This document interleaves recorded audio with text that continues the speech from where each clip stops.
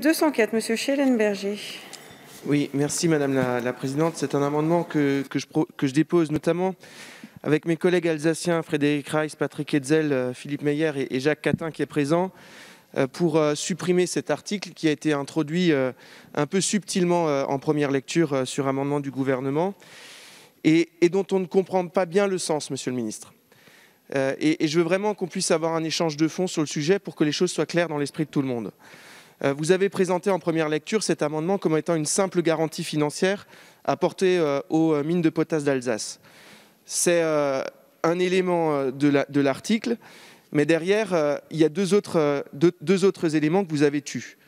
Le premier, c'est qu'il permet de revenir sur une décision de justice qui a conduit la Cour administrative d'appel de Nancy, le 13 octobre dernier, à casser l'arrêté préfectoral du préfet du Haut-Rhin du 23 mars 2017 qui autorisait le stockage illimité des 42 000 tonnes de déchets enfouis à Stocamine.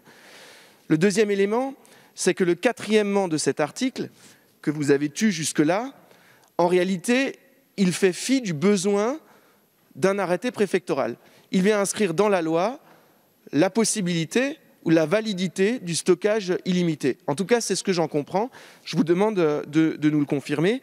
Ce qui est particulièrement agaçant comme mode de fonctionnement, puisque là où il y avait eu un débat du législateur, là où il y avait eu un débat dans le Parlement pour fixer les règles de fonctionnement de ce stockage qui crée de vrais débats localement, eh bien vous passez nuitamment avec un amendement en projet de loi de finances, un peu en cavalier législatif, un bouleversement du Code de l'environnement, pas seulement une garantie financière apportée par l'État aux mines de potasse d'Alsace.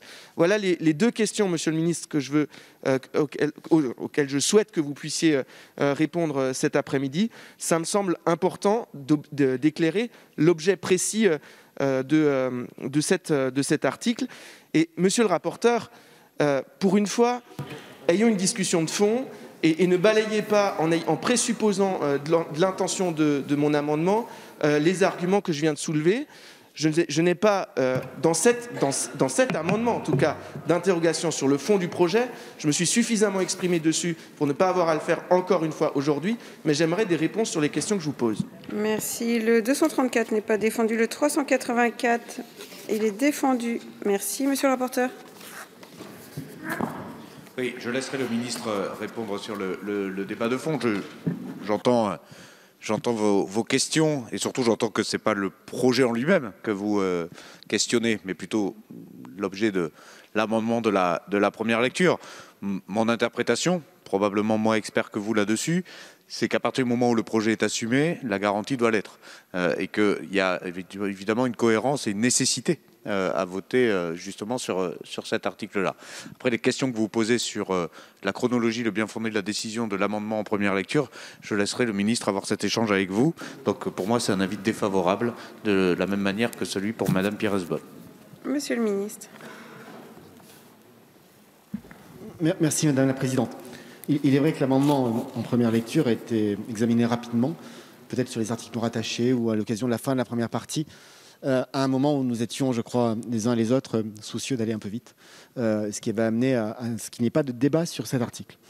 Un point de situation, le gouvernement s'est engagé à solder le dossier Stocamine, dont tout le monde convient qu'il a été laissé sans solution depuis trop longtemps.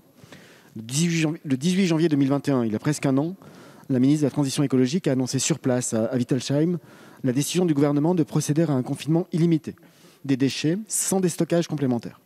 Et il s'agissait donc de mettre en application un arrêté préfectoral de mars 2017.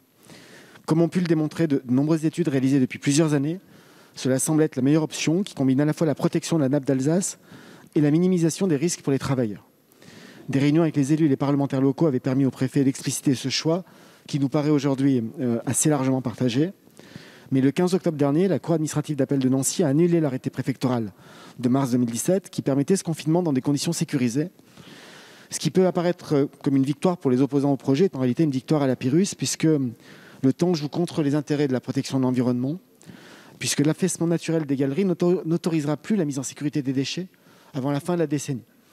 L'article 39 octies introduit donc un amendement que l'Assemblée a adopté, qui tire les conséquences de l'arrêt rendu par la Cour administrative d'appel de Nancy, D'une part, l'État apporte une garantie financière pour les dépenses liées à la sécurisation du stockage de ces déchets, ce qui confère en même temps à la société Mines de Potasse d'Alsace une capacité financière assez indéniable et indiscutable. Et d'autre part, compte tenu du motif d'intérêt général, qui s'attache à la poursuite sans délai du confinement du site et de la mise en sécurité de l'installation, que le juge n'a d'ailleurs pas remise en cause dans sa décision, l'État autorise la société Mines de Potasse d'Alsace à stocker pour une durée limitée les produits dangereux non radioactifs en couche géologique profonde.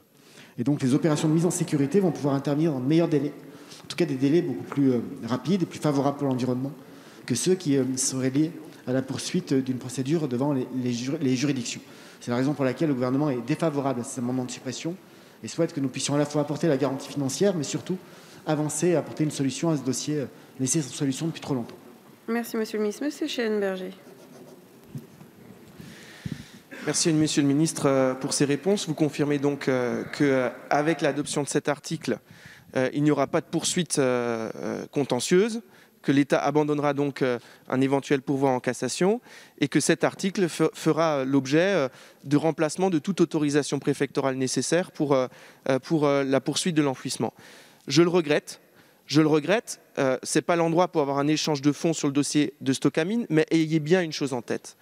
Ce dossier, c'est l'incarnation de l'incapacité de l'État profond à susciter la confiance avec ses administrés. C'est le mépris de certains corps techniques vis-à-vis de la population et de sa capacité à comprendre la réalité d'un dossier, la réalité d'un projet. Et à force de vouloir entretenir le secret, à force de tout vouloir cacher, à force d'adopter même ce type de disposition fondamentale pour l'acceptabilité d'un tel dossier à la va-vite dans un projet de loi de finances, eh bien cette confiance s'effrite, s'effondre. Alors, Monsieur le Ministre, moi je ne cesse, depuis 2018, avec mon collègue Bruno Fuchs notamment, avec qui on a commis un rapport parlementaire sur le dossier, d'essayer un tout petit peu de rétablir la confiance sur ce dossier, de trouver des moyens de médiation, de trouver des chemins pour s'en sortir dignement. À chaque fois, on est confronté à cette même porte fermée des corps techniques qui sont ceux qui décident aujourd'hui au ministère de la Transition écologique. Alors, une seule chose, accepter de faire la transparence, accepter de faire l'ouverture de la discussion avec les citoyens, accepter ce que je vous proposerai la semaine prochaine, la constitution d'une commission locale d'information et de surveillance au droit de Stocamine pour qu'au moins ces opérations que vous voulez mener contre le territoire soient faites dans la transparence. Merci. Je mets au vote défavorable. Qui est pour? Qui est contre? Ils ne sont pas adoptés. Le 680.